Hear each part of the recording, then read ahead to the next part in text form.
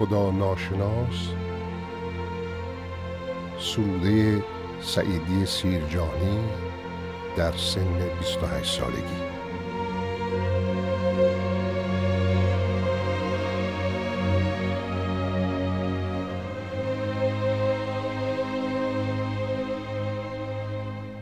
خبرداری شیخ دانا که من خدا ناشناسم، خدا ناشناس. نه سربسته گویم در این ره سخن، نه از چوب تکفیر دارم هراس. زدم چون قدم از عدم در وجود، خدایت برم اعتباری نداشت. خدای تو ننگین و آلوده بود، پرستیدنش افتخاری نداشت. خدایی بدین سان اسیر نیاز، که بر طاعت چون توی بسته چشم.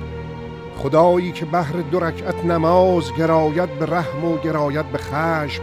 خدایی که جز در زبان عرب، به دیگر زبانی نفهمد کلام.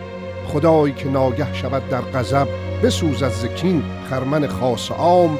خدایی چنان خودسر و بوالهوس، که قهرش کند بیگناهان تباه. به پاداش خوشنودی یک مگس، ز دوزخ رهاند تنی پرگناه. خدایی که با شهپر جبرئیل، کند شهری آباد را زیر رو. خدایی که در کام دریای نیل، برد لشکر بیکرانی فرو.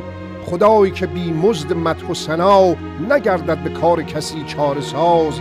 خدا نیست بیچاره، ورنه چرا به مدح و ثنای تو دارد نیاز. خدای تو گه رام و گه سرکش است، چو دیوی که اش باید افسون کنند. دل او به دلال بازی خوش است، وگرنه شفاعتگران چون کنند. خدای تو با وصف غلمان و حور، دل بندگانش به دست آورد. به مکر و فریب و به تهدید و زور، به زیر نگین هرچه هست آورد. خدای تو مانند خان مغول، به تهدید چون برکشد تیغ حکم. ز تهدید آن کارفرمای کل، به مانند کروبیان سم و بکم.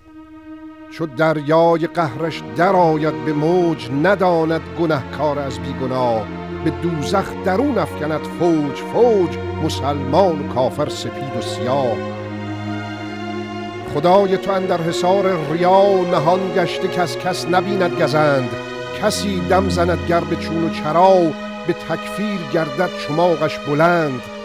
خدای تو با خیل کروبیان، به عرش اندرون بزمکی ساخته. چو شاهی که از کار خلق جهان، به کار حرمخانه پرداخته.